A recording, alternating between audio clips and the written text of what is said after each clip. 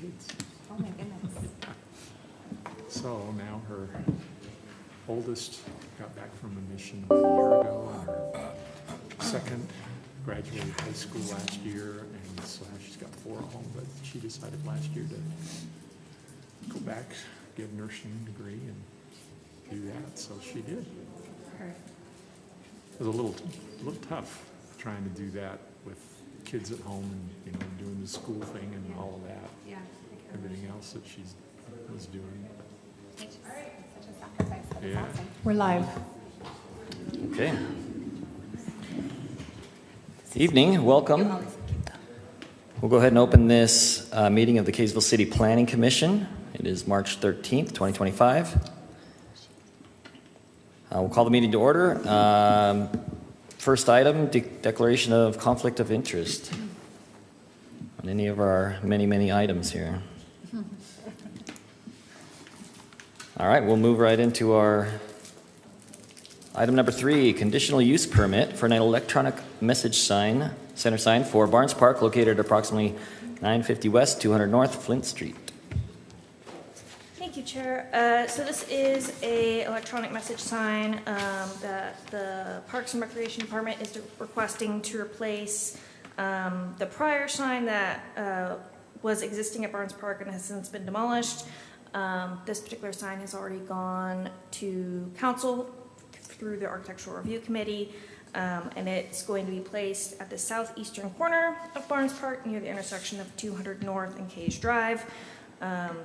These kind of signs are conditional use in the public utility zone, and staff has found that it meets all of the requirements for EMC signs and would not be subject to any additional conditions. So staff is recommending approval and is happy to answer any questions.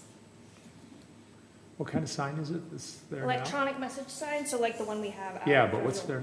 That's what's there now as well, or no? So the pre-existing sign at Barnes Park, I believe it was just a static, Yeah. not electronic sign. brick. Okay.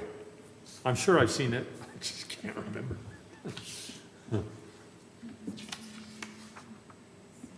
And we did receive one phone call, but it was just asking what the notification sign was for, and they didn't have any concerns once I explained it. So.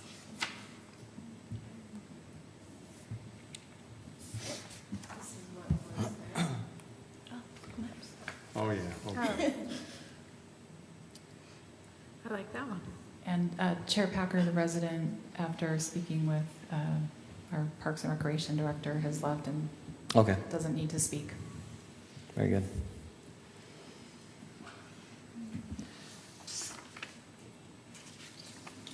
Looks like the new sign would be about the same size as the one that was there, right? Kind of a monument style. Still in rock. Yeah, interesting.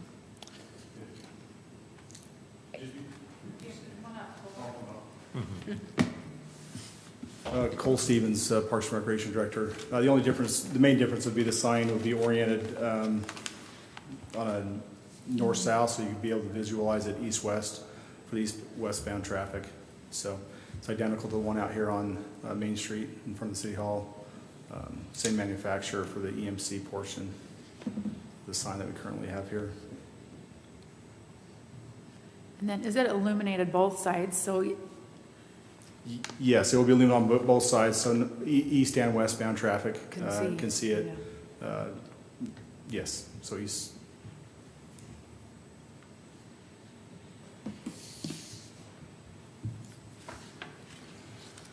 Looks pretty easy to me. Pretty straightforward. Yeah, I mean, it's something we've discussed recently. We have the conditions in here as far as, blinking and the brightness and all of that kind of stuff. So I also think it's pretty straightforward. And we know where to find the petitioners. I was just going to say that if we get complaints, we will absolutely be able to address those pretty quickly.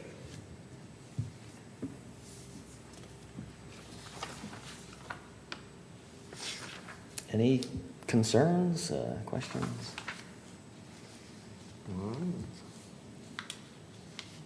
Out of curiosity, did you say this had already been through the council? So because Barnes Park is technically in the Kaysville City Business Park, it had to go to the Architectural Review Committee for approval as part of the business park before it could come to get a conditional use.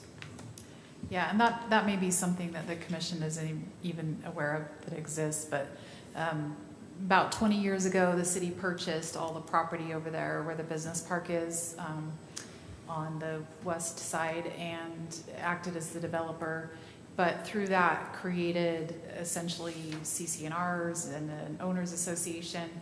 The council has acted as the architectural review committee for everything that goes, all the buildings, everything that's been constructed over there. So we are working on actually taking the park out of, sorry, I checked to see if we were live and my phone is playing the meeting whilst I'm trying to figure out who's talking to me, and it's me talking through YouTube app. Anyway, so any sign, any building addition, any new building over there has to go through a process of going through the city council, which they serve as the architectural review committee. So we did do that at the last city council meeting and it was approved. So this sign actually, I think, has had like the most steps ever in getting to this point because we needed to revise the public use zone and allow EMC signs. And so we did that and then took it to the architectural review committee, and then of course we're here this evening for that conditional use. Great. All right. Melinda, out of curiosity, was the ramp tax used to fund this sign? Yes, ramp is 100% funding the construction of the sign. And so ramp will be acknowledged, not necessarily on the sign, but in the surrounding planner area that's going to be created as well. Ramp will be acknowledged. And I also just want to point out that there is an important part on our end that we want to acknowledge. It is Barnes Memorial Park. Not many people know the story of Rulon and Emily Barnes and how the park came to be. We have one interpretive sign currently on site. It's a 45-acre park, so it's hard to put signs everywhere. We do have plans down the road to do more interpretive signs, just little 2x2s that describe Rulon and Emily Barnes and the significance of this piece of land and how it came to be a park and in the memory of their family. So, That's awesome. Okay. Thank you.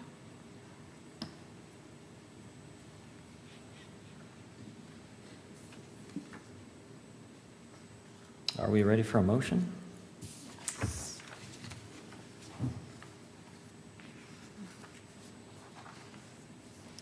I'll make a motion to approve the conditional use permit for the electronic message center sign for Barnes Park at 950 West, 200 North, based on the findings of staff and meeting all requirements. I second that. Any discussion on the motion? All right, we'll start the voting down here with Commissioner Toller. Aye. Aye. Aye. Aye. Aye. Aye. Aye. Very good. Motion passes. Agenda item number 4, approval of the minutes from February 13th, Planning Commission meeting. I had an opportunity to review the minutes, and since they made me sound more eloquent than I really was, I'm going to move to approve. They are good minutes. Yeah. Second. All right, we'll do a group vote on that. All in favor? Aye. Any opposed? Okay. Other matters? I will just report on a couple things. I've finally been able to complete a draft of the master plan community. I've talked about this a few times over the last few months. I overstretched myself a couple months ago and notified for a public hearing but didn't get the work done. So that said, we're working through that, doing an internal review, and my thoughts were that we bring that to the next meeting maybe as a discussion item and then schedule a public hearing for the following meeting in April. It's only 7 pages. It's not a huge thing, but I don't know if the commission has any thoughts on if you would prefer to have a discussion first and then the public hearing, or if you want to just try in one fell swoop, and if we don't get it, then we just bring it back in April. I don't know if there's any thoughts on that, but. What is this for? So it would be a master plan community zone with some of the large projects that we have coming up, the Symphony property down over by Sunset Equestrian, and then off of Angel Street, there's the Hershey property. It's a little bit north of the Sunset Estates. Both of those, I've been working with the property owners for that really probably about the last year. And what they would like to do is essentially a very nice community that has a mixture of different sizes of lots and homes. And we really just don't have a zone on the books right now to accommodate that type of a development. So this would be, I'm slating it for properties that are more than 20 acres, which there's not more. I mean, there's really only those 3, well, those 2 pieces and then an additional one off of right where we approved the subdivision that Symphony is on Webb, and is that Sunset or is that Angel? I think it's Angel Street. Angel, yeah. Yeah. So those would be the 3 properties that would probably develop under this, that, you know, if they don't want to do a traditional all 3rd-acre lots. So it's really, it's similar in nature to the modern income housing zone in that it's very simple. Not a lot of regulations. It would require a development agreement, and all of the regulations that are traditionally found in zoning code, like minimum lot sizes and setbacks and all of that, would essentially be created through the development agreement, and that would then become the zone that would reign. So it just would provide more flexibility, would require some amenities that, you know, just would create really a unique and nice kind of a blended density, blended community that, again, with the zones we have on the books right now, is just really not possible. So it is pretty straightforward, but also don't want to, I want to be mindful of the comfort level the commission may have on taking on an entire new zone like that. But as I said, there really is not a lot of regulatory. I mean, it's mostly like, look, we'll require a pre-application meeting. There's about a page that describes all the application materials that are required, which would be, you know, traffic analysis, concept, landscape design, those types of things, a layout of the site,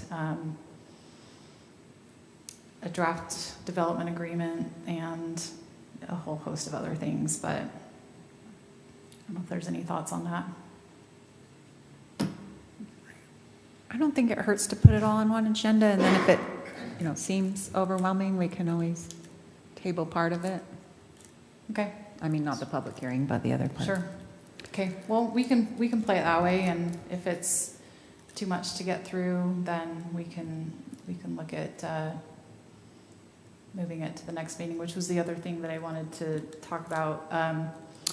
So April is kind of a weird month, and normally we meet on the second and fourth Thursdays.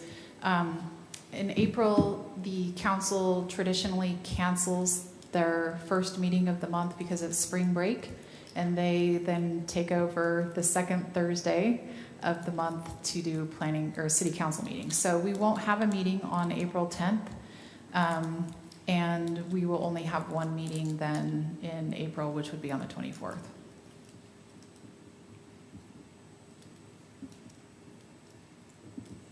Okay, so enjoy an extra Thursday off. And I know also for that meeting, we will have 2 rezones that will be on so the Holland group purchased property that UDOT had for auction off of 950 North and the West Davis Corridor exit. It's formerly known as the Mink Farm, right? So that property it's I think a little less than 8 acres, but they're gonna essentially kind of split it in half, and the eastern half, they have applied for an RM rezone for townhomes. We'll be bringing that with a development agreement that'll specify how many townhomes. And then the western part of that parcel, they'll rezone to light industrial, which gives just slightly more flexibility in what can come in based off of the general commercial zone. There's just a couple extra things that you can do with LI, but everything that's allowed in general commercial is also allowed in the light industrial. So we'll be sending out public notices for that. That'll be on the 24th of April. So I would anticipate, and that actually would be over in Mr. Allred's neighborhood. But I know we have already taken one call from a Farmington resident who lives in the area and has heard that townhomes were going to be proposed, and he was not, I didn't take the call, but he was not keen on that idea, which we traditionally get with those types of rezones. So there will be a substantial, probably about 20 public hearing notices that'll get mailed out to Farmington residents, as well as those in Kaysville, with that buffer that we send out with 500 feet of the property. So because the size of the property, we want to make sure that we're going to do a little bit of over noticing on that, which is just kind of easier than being criticized for not noticing. And some of you have been on the commission for a while may recall that we did have an issue with one of those rezone application last year. I think it was with the Encore Estates with Symphony, that there were some people, we put it, kind of in the middle of the property, but then the property was so large that left out some of the individuals who were within that 500 feet. So we're working a little bit differently and smarter to make sure we don't have that mistake happen again.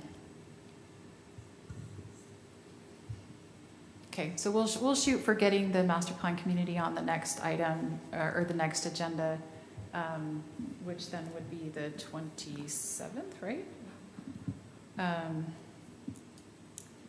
And yes, 27th. 27th of what? March. I don't have it 27th down. of March, yeah. And then if we do need to bring it back, if the commission wants more time, then we'll bring that back on the April 24th meeting.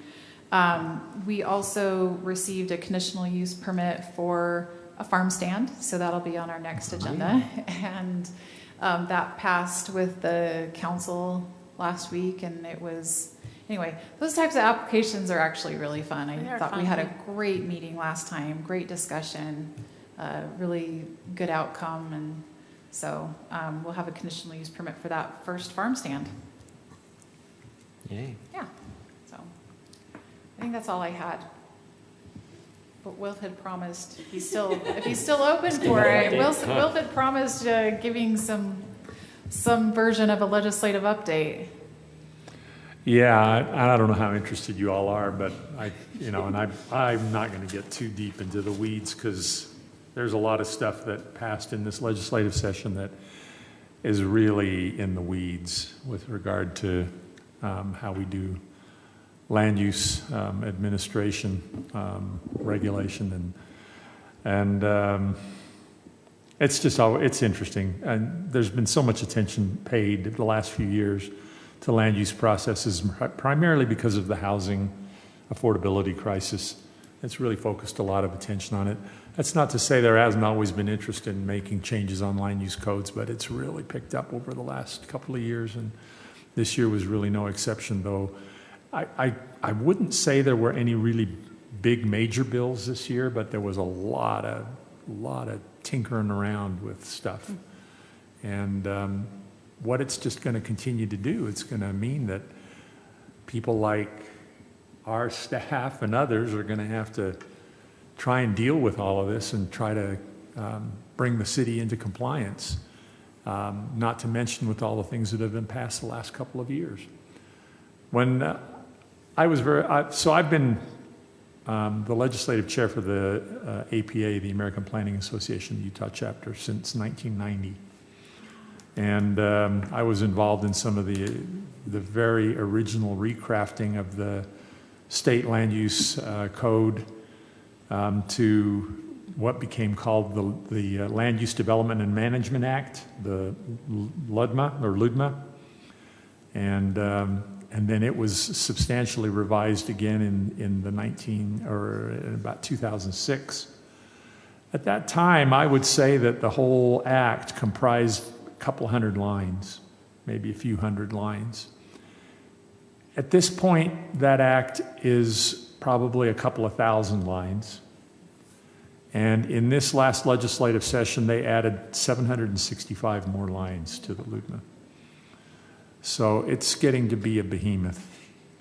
And not only is it huge, and it's getting incredibly detailed in some of the provisions that it requires, but there are parts of it, and I'm going to print one out. I'm going to be giving some legislative updates at a joint meeting with the league in a couple of weeks, and then at an APA conference in Logan in May that I think Melinda noted you all about. But I'm going to pull out a section and just, it looks like a verbal version of Rubik's Cube. It says, you can do this, but you can also do this, and if you do this, then it counts for this, and you can have this and that, and you read that and you find yourself going, what the heck is this thing saying? It's just becoming incredibly more difficult to administer the land use code and to make sure that everything's being complied with. Not only are so many lines of the LUDMA itself being amended, but we had 8 different other sections of the state code, other titles of the state code that had land use provisions put into them, saying that, this can happen, or this should happen, or this is exempt from land use regulations, in 8 other titles throughout the state code. If you don't know where they are, I don't know how you're going to know they're there. And there's a lot of that in there. So it's really getting to the point where you've got to have pretty much somebody who just sits in a room and studies the code for a long time to try to figure out everything that it requires and if you're complying with everything. So just to hit on some of the highlights, some of the points. There is a provision that was in a bill that was passed this session that requires that by July 1st of 2027, every community's general plan, the transportation element, has to do what they're calling a review or a consideration of connectivity, is what they're calling it. The whole thing really started out by saying in the bill saying that where you had streets that weren't connected across canals, you had to do something to try and figure out how to connect the street over a canal. Well, that was pretty narrow and pretty specific, I guess, to some particular instances, but that's kind of been modified now, and it says it just generally you have to look at connectivity and incomplete streets and come up with a plan about how you're going to connect them. And not only how you're going to connect them, but you have to actually come up with cost estimates, funding sources, and impediments to construction. That kind of stuff has never been required in a general plan before. That's getting pretty specific, almost down to the operational level, but that's going to be required in a general plan in order for this to be done. And like I say, that has to be done by July of 2027. So something else for staff to have to work on. Yeah, cost estimates, which will be interesting and fun.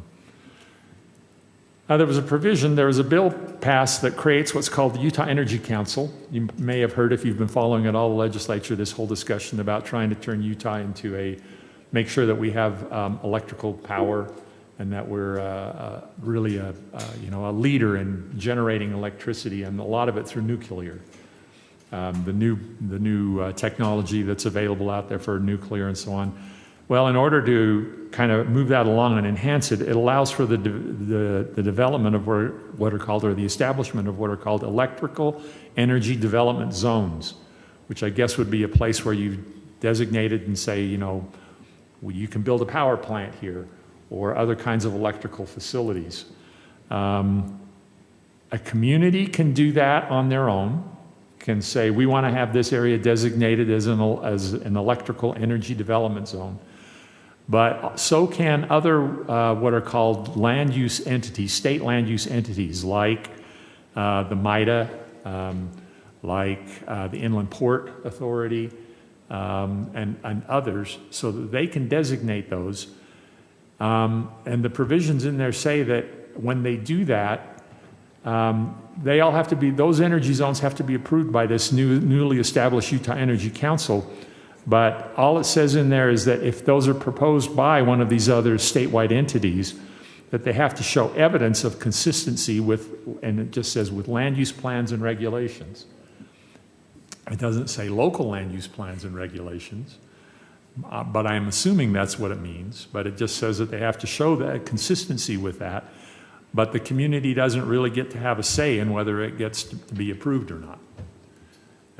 They just have to make sure that they're consistent with what the local regulations are, I guess. And when I say local, it doesn't say local in the code. It just says with land use regulations and plans. So that's one part. There's also a provision for state universities, which I don't know that the DTC would qualify for this as being designated as a state university, but for state higher education properties, they can designate an area that they would open up for development and designate that. I think it's in part to allow for the development of those campuses and generate revenue and do things cooperatively with the business community, and try to make it more pedestrian and user-friendly.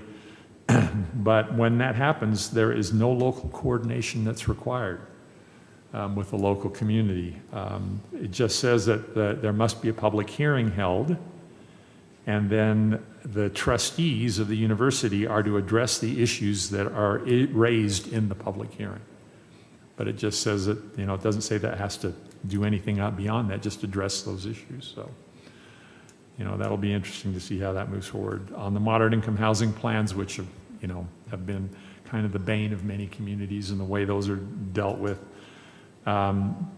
that's the part where I said it's like a Rubik's Cube. But we've had a number of new options created, like what we're calling the FIZ and the HOPS and the transit development zones, the HTRZs. There's another type of zone that was just created, the density option. If a community opts to implement any one of those kind of options, then that counts for up to 3 options in the state moderate income housing plan, and then you are deemed to be in compliance for like 5 years or 3 years, and you only have to report on them every couple of years, every couple, 3 years. So there's been some changes made on the moderate income housing plans. But reading that over and trying to figure out exactly how it applies, you're really going to need to get out the tea leaves and say, what exactly does that mean and how does that work? So I don't know that these changes in the state code are really making a lot of things easier. There were some provisions now things that I think that are going to require local land use codes to be changed. So our zoning code, maybe our subdivision code, but mostly this year it dealt with land use with zoning codes. There was a whole provision in there on gravel pits. We don't have a gravel pit in Kaysville, so we don't really need to worry about this, but communities that have been dealing with gravel pits, the gravel pits have been given incredible rights to basically continue to operate, expand their operations, and expand to other properties without really any local ability to regulate it much. So that's interesting. I have some sympathy for that because gravel pits are necessary if you're building, because you need gravel, you need sand in order to build. Places where that's not closely available, the transportation costs can get pretty high and really run up the cost. We're very fortunate here that we have those kinds of resources very close along our mountains because of the former Lake Bonneville and everything dumping from the canyons into those lakes, and all of that's there. So it puts it really close to us. But I'll tell you, if you're living close to it, it's not the most pleasant type of thing to live close to. And so there's been a lot of land use issues and conflicts over the years with regard to that. The legislature has pretty much weighed in on the side of the industry, saying, you know, they get to continue to operate. And so that's going to be an issue, I'm sure, for a lot of communities and a lot of neighborhoods. There were some changes in the state code a couple of years ago made to the requirements for doing public notices. And it went through the entire state code and made everything pretty uniform in how you have to do public notices for public hearings whenever a public hearing is required. What they inadvertently did, not recognizing, is that whenever you make a change, for example, if you're going to make a change that applies to your entire community, or you're going to eliminate a zone or do something like that, the way the state code was written was that you have to notify each individual property owner with an individual mailing. Now, in some cases, you're talking about changes that affect the zoning throughout the entire community. That would be a heck of a lot of individual mailed notices. That was unintended. Once the consequence was figured out, they made some changes this year so that would no longer have to be an issue for those broad types of changes to local land use codes, which is good. Let's see, there's some other stuff here. I'm going to skip over a bunch of these.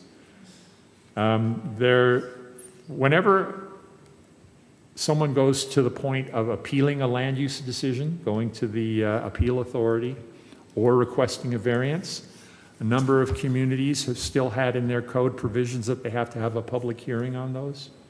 The state code now says that you're not allowed to have a public hearing for appeals and for variances, which really is good. And the reason that is because those type of hearings or those type of proceedings are very similar to like being in court. You're presenting evidence, you know, you're kind of taking testimony to some extent, but it's very much, they call it quasi-judicial, meaning it's a lot like being in a court, but it's not exactly being in a court. Public hearings for those kinds of things really don't have a place, because that's not really part of what is being considered there or has an effect. So the state code now says... Did you say that's true for variances also? Yeah, also for variances. So for appeals and land use appeals and variances. Let's see. There's a lot here, but... So there have been provisions in the state code with regard to if two adjacent property owners want to adjust their property line. There have been ways to do that. It's been kind of a little bit confusing in the state code how to do that and inconsistent. There was a rather long bill, but it established some new processes for adjusting property lines between properties, between property owners. And it's different for parcels versus lots in a subdivision. And one of them, of course, involves, to some extent, making an amendment to the subdivision plat. That kind of all got confused and became confusing. That was all addressed with a bill. When I first read it over, I thought, man, I mean, this really looks like a lot of bureaucratic, mumbo jumbo, a lot of procedure. But I had a few planners look it over, and they came back to me and they basically said, you know what, we like this. We think this is going to be better because it much more clearly outlines what needs to be done.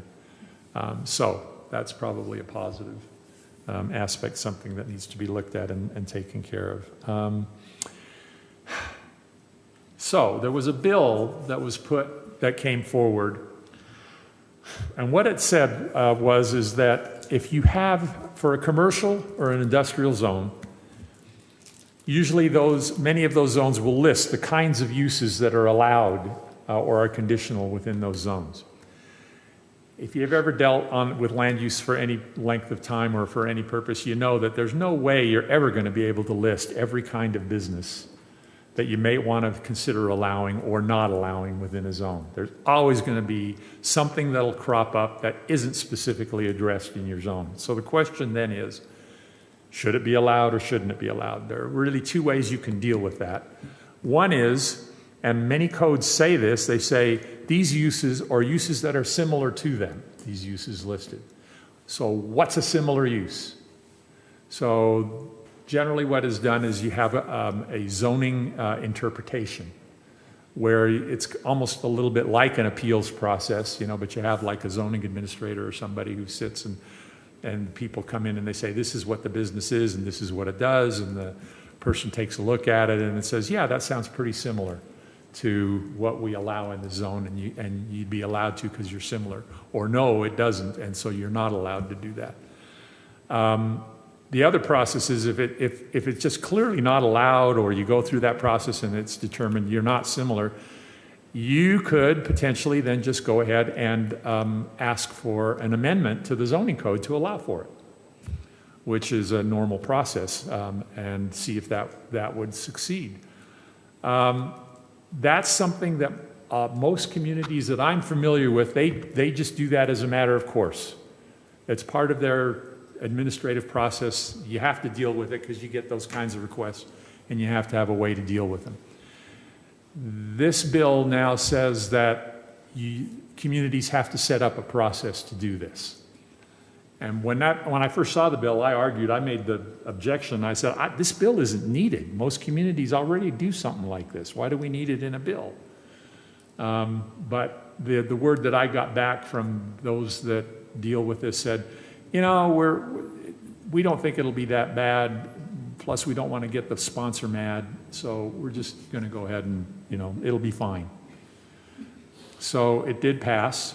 I read it. And I have to admit, I didn't read it very carefully while it was in session. I read it carefully now as I was going through it. And I had to wind up talking to a land use attorney and figuring out exactly what it means. But the way it's written, here's a couple of things that happen. First of all, I think you have to put this process into your code. And the reason you have to put it into your code is because one of the things that it says is that you have to establish criteria for deciding these things.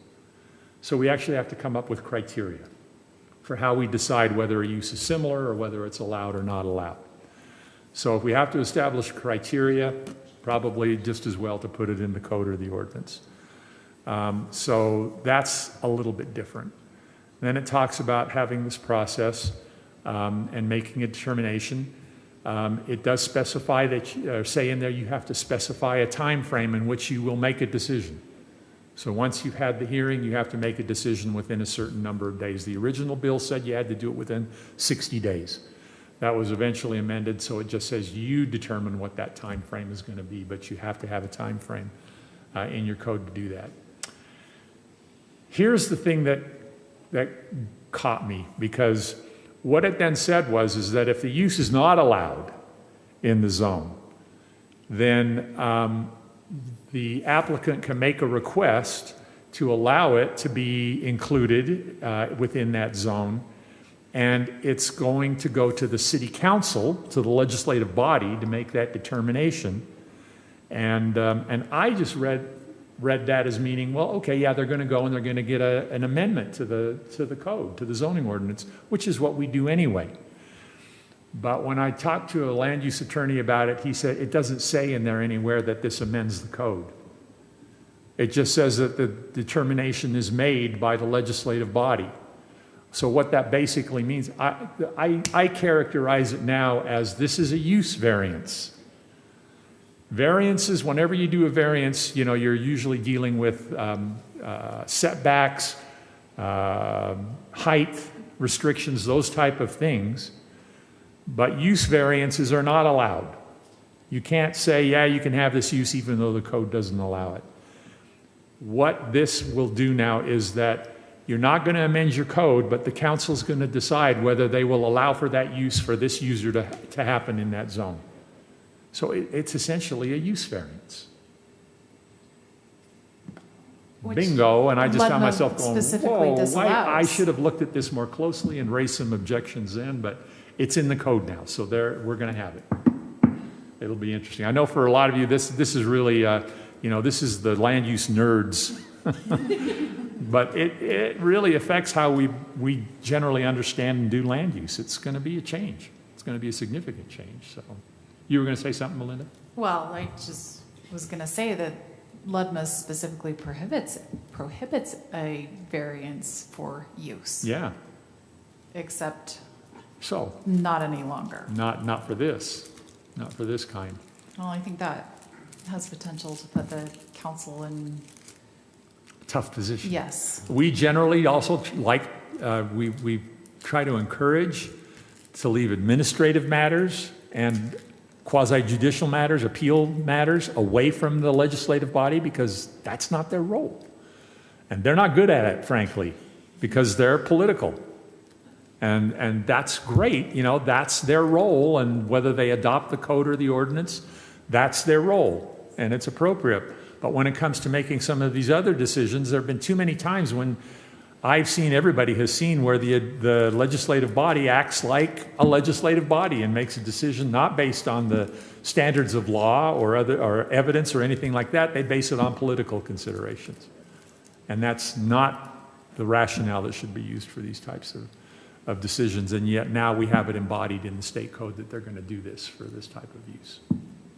So that's one that's a problem. And we'll see how that... I'm going to try to push for changes next legislative session on this and see what we can do.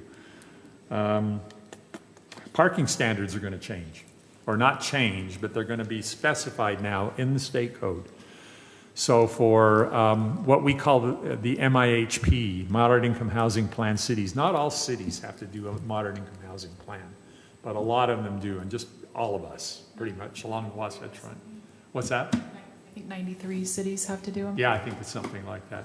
But for those cities now, it does say in the state code that a parking space has these dimensions, and that that tandem parking can be and must be counted as 2 parking spaces, and that parking or that spaces in a garage count towards required parking. Now, all of that came about because we've had a number of communities over the years that have put limitations on those kind of things. They have not allowed for or not counted tandem parking. They haven't counted spaces in a garage as meeting the requirements for parking. The code now is saying that they do, and it gives the dimensions that are specified in state codes. So if you don't meet that, you got to go back and amend your codes now so that it'll meet those requirements. Do you remember the dimensions? Yeah, it's Was it 9 9 by by 20. 20? Mhm. Okay. Yeah, it was pretty uniformly made in 9 by 20. So, Did it also and this only applies to single-family, 2-family dwellings and townhouses. That's all it applies to. What's really driving some of this is the housing affordability. Because requiring more parking than maybe really needs to be provided takes up more land, land's expensive. So by reducing that requirement, it may help to bring down the cost of some housing. And I with justification, I would say. So, stormwater runoff controls, there's a whole new provision with regard to that. And then there are a number of practices on how we do land use administration that'll need to be changed, not in our codes or ordinances, but the way staff handles. For example, we don't have any billboards in Kaysville, do we? But there's a provision now that says that if due to highway construction that a billboard either needs to be relocated or is going to be blocked, there are now new rules in place about how you can relocate that billboard and where it can be located. So that's something that needs to be considered. A lot of times, a lot of communities have said that if you have a required landscaping plan, and that's part of a permit for a project or for a building that's been issued, and when you get to the point where everything's done except the landscaping plan, some communities have said that they will not issue a certificate of occupancy. In other words, meaning that people can now move into it until that landscaping is installed and completed. That becomes a little problematic when they finish the building in November And, they're not going to be able to install that landscaping until like April or May. So nobody can move in for all those winter months. There's some other situations, but the state code now says you cannot deny a building permit or a certificate of occupancy based on non-completion of landscaping. And then there are a lot of provisions in there as well about how you release bonds, not only for landscaping, but for improvements, public improvements as well.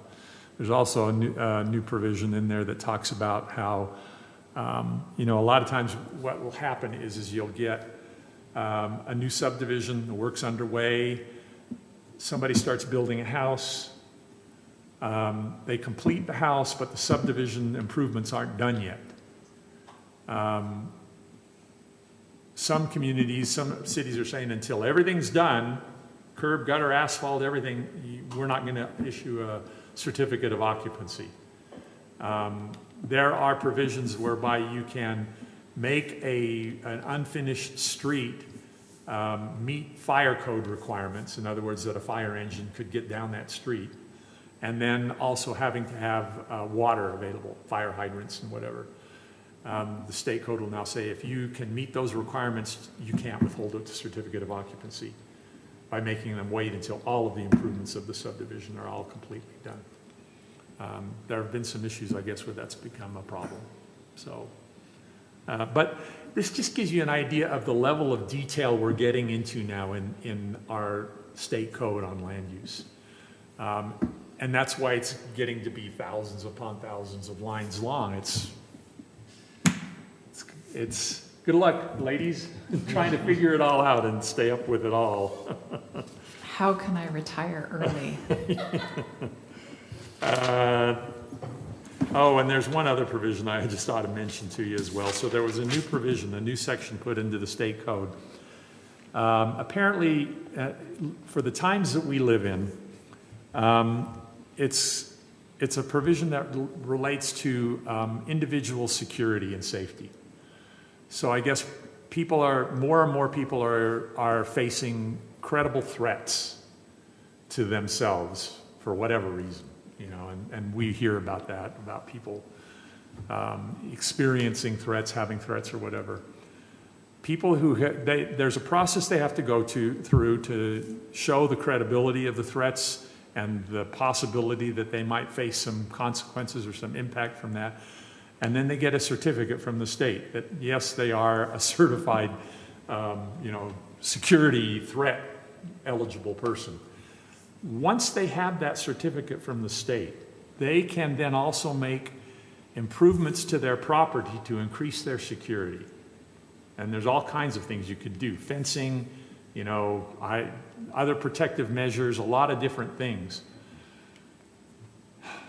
What this section of the code says now is that the only thing that the community can review those kinds of improvements to a home for is compliance with the building and fire codes. No land use standards apply to them. So if somebody's going to add on or do some fencing or something that's way outside of what the normal requirements are, that does not apply if they're certified as having a security threat. So it provides an exemption. For most of us, that's probably not a problem, but the place that I've heard a lot of reaction coming from is from like Park City, because Park City continues they get some really big and expensive houses up there, as you may well know. And people want to build those houses the way they want to, and they don't like complying with the local codes. And so Park City is saying, now we're going to have people that are going to say, because I'm wealthy and I'm facing this threat, I get to build my house whatever way I want to, and Park City's not happy about that, which you can see. So that could mean like setbacks, Yeah, height? it says no land use provisions apply to those. So that's just a taste, folks, of Well, what we've been through with this legislative session. So, Was there anything in there about the general plans being mandatory? I heard something. well, yeah, about there that. was a provision. So let me give you a little background.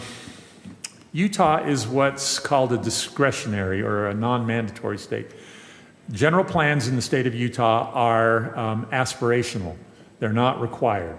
So you say, this is what we want our community to be like, and then you go through by adopting your zoning codes and doing everything else to implement the plan, but you're not required to. And part of that is to give you the flexibility that you may need.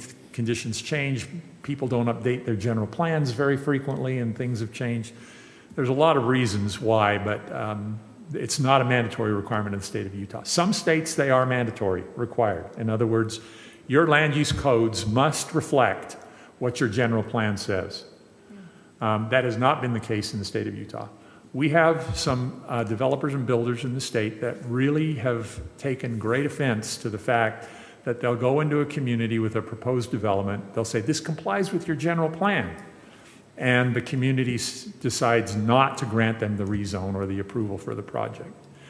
And they're saying, but it's in your plan. And the community says, yeah, well, we're not ready for that to be implemented yet. We don't have the infrastructure in place yet to do that. Or, yeah, we're kind of changing our minds, whatever.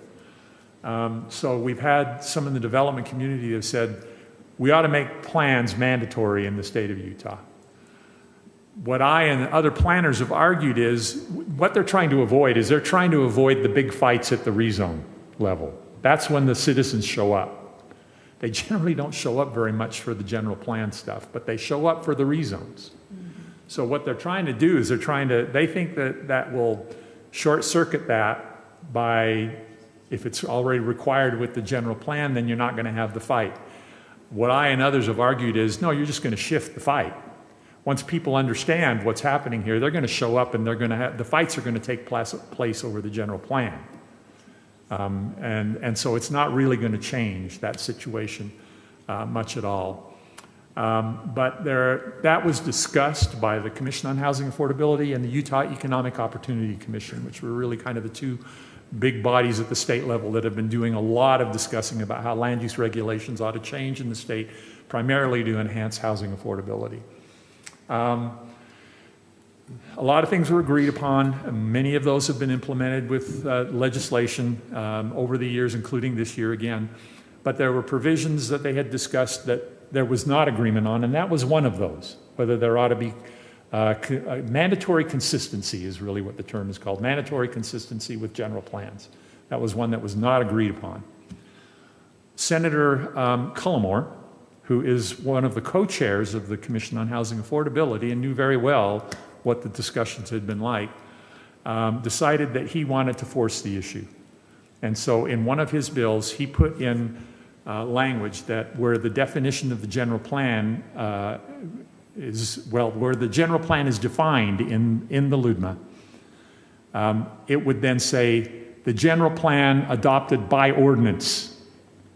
And his feeling was that by saying by ordinance would make the general plans now mandatory, because you have to comply with your ordinances. So if your general plan is adopted by ordinance, then you have to comply with it. Couple of things. One is we already have a number of communities that adopt their general plans by ordinance, but that does not make them mandatory. They're still just aspirational. We have other language in the state code, in LUDMA, that says specifically that general plans are advisory only and not mandatory. He didn't affect any of that language. Okay. So even if that provision had passed, it would not have made general plans mandatory. Oh, and it didn't pass. But a lot of people thought it would. Okay. And so a bit of a fight ensued during the session, and ultimately Senator Cullimore agreed to take that by ordinance language out. So it's not in the bill that passed. But even if it had passed, it wouldn't have made general plans mandatory. But that discussion is not over. I'm sure it'll be back. You could just put in your ordinance, we're adopting this advisory general plan. Yeah. I don't know. Yeah. Okay, So thank you. that's probably enough for tonight. Well, but, so there was not a bill that passed about detached ADUs. No, that was a bill that was proposed by Representative Ray Ward from Centerville. Okay. And he has tried for a couple of years now to do a couple of bills. There's been a pretty good process that's developed over the years about the communities, the League of Cities and Towns, and to some extent the counties, though they participate much less. But the League of Cities and Towns meeting with a group of folks that represent developers and builders. And there's a group there, it's called the Land Use Task Force. It's been in operation since about 2006. I've been on that group ever since it began. Then, over the last couple of years, there's also been the Commission on Housing Affordability. And those groups, they look at stuff and they talk about what can be agreed upon and so on, and where consensus can be found. Remind me, what did you just ask? Oh, the detached ADUs. Oh, yeah. So Representative Ward has not been involved in the discussions in that group.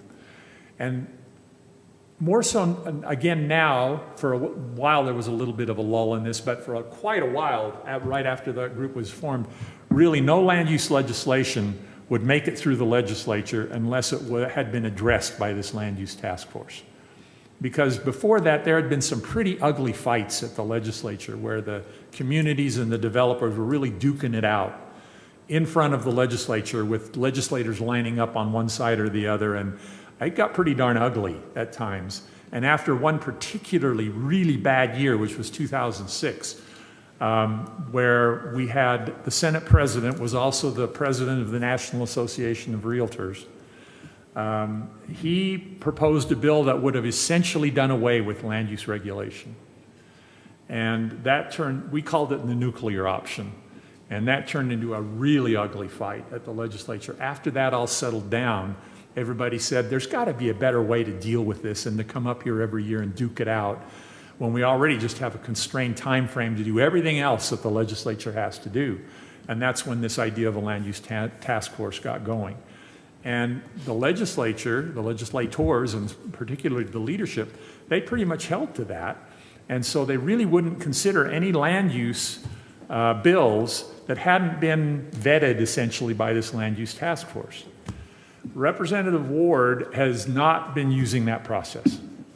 And he has proposed last year and again this year some pretty radical stuff for Utah anyway. It's not radical when you look at it on the national level, because a lot of this stuff is happening at the national level.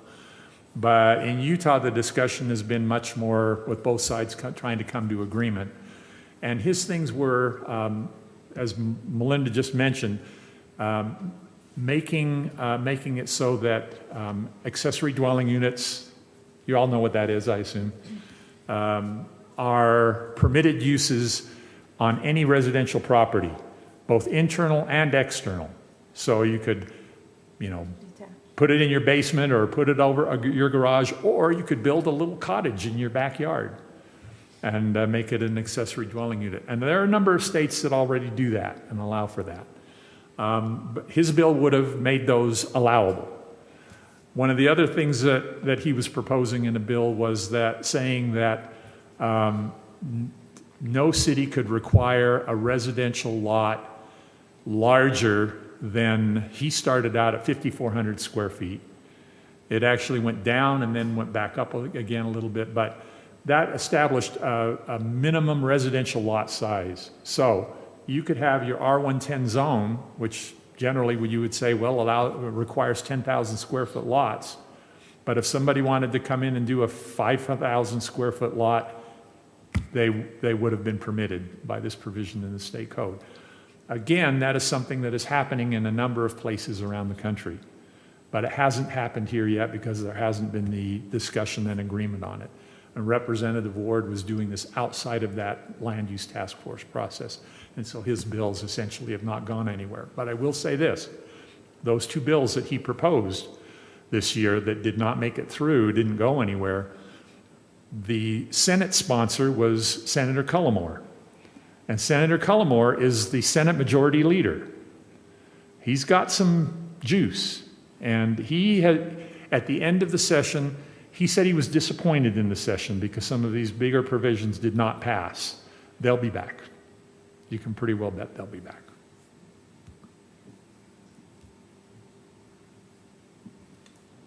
I've given you a lot of inside baseball. So we can look forward to more fun in 2026. Absolutely. And then between now and then, trying to wrap our heads around all of the changes that have just been made. Yeah, and there's a lot. And then changing our own ordinances to be in compliance with those changes And the general plan, if they're necessary, yeah. yeah. Right now, we have to come into compliance, I think it's at the end of this year on the water provisions, on the water general plan provisions, and then now we've got this one for transportation that'll be required in a couple of years, including cost estimates and sources of funding. Yeah.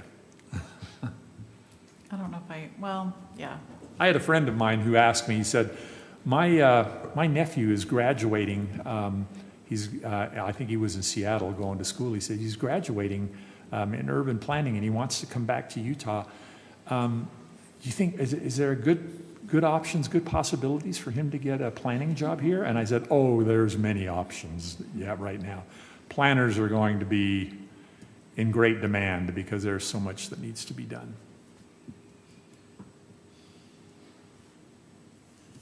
I, for one, appreciate having somebody with your background experience filter this for us, because Yeah, well, I don't know that I filter it very well. It's just, well, thank you. I'm sure I couldn't understand it all, though, without that help, so it's, Absolutely. we're lucky. All right. Did we cover all of our things? We have our next meeting set up, and Yeah, I think so. Thank you, Will. I know I in particular really appreciate that update. And I somewhat chose to just bury my head in the sand until it was all over. Because It's a good thing to do. it really, it gets so overwhelming. Mhm. And, I don't know the percentage, but it seems like 80% of the bills that come out are land use related. I know it's not that high, No, but it's not it that feels high. that way. And, when you have a small shop like we do, it's even more overwhelming to look at that. So We had 40 bills this year in the legislature that dealt with land use. 24 of them passed, or 25. Well, I suppose I did forget to mention one thing, but we did have a kickoff meeting last week for our small area plan, and that was really a very high level, kind of introducing the team, and we'll start having some weekly meetings and bring more information to the commission when we have that, and obviously want to get the public involved, and then yes, we will have to, additional work that we'll have then this year will be obviously the small area plan process and adopting that, which will probably be November-ish timeframe, and then the general plan amendment for the water element that has to be in place by December. So I did get a grant from the Division of Water for that for $15,000, and so that's another big project we got to start kicking off here pretty soon, so we can get that done by December. We're going to keep everyone busy. So. Yeah.